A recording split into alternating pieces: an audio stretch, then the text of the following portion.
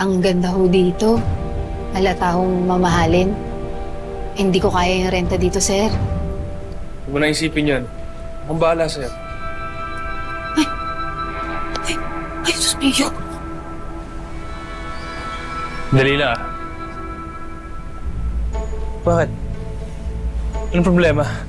Problema? Uy, sir. Alam kong malaki ang utang na loob ko sa inyo. Alam ko yun. Pero naku, hindi ko ipambabayad sa inyong puri ko, ano? Really? Alam mo ikaw, dumi ng utak mo. Huh? This is Mr. Paul Smith's property. And I have a surprise for you. Sorpresa ho.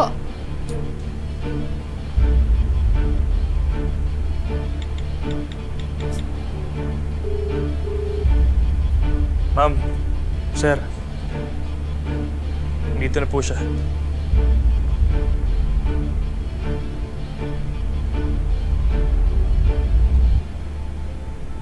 Nay!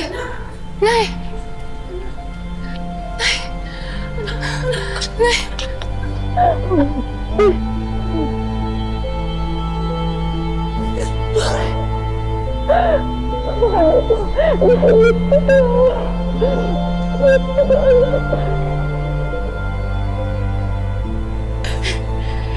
Nay, kamusta ho kayo?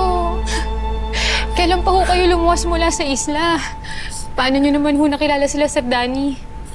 Hinanap nila ako na tayo. Ay, bakit naman ho nila tayo hahanapin? May atraso ba tayo sa kanila?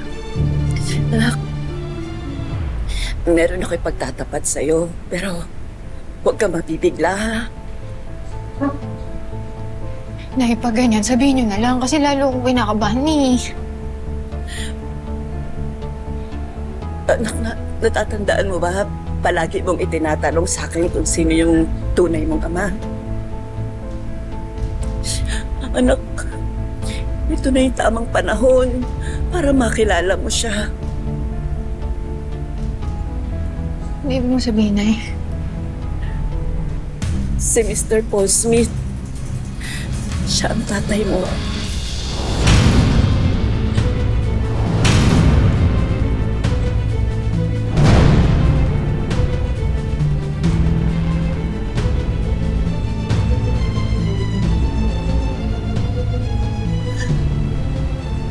Paano po nangyari na si Mr. Smith ang tatay ko?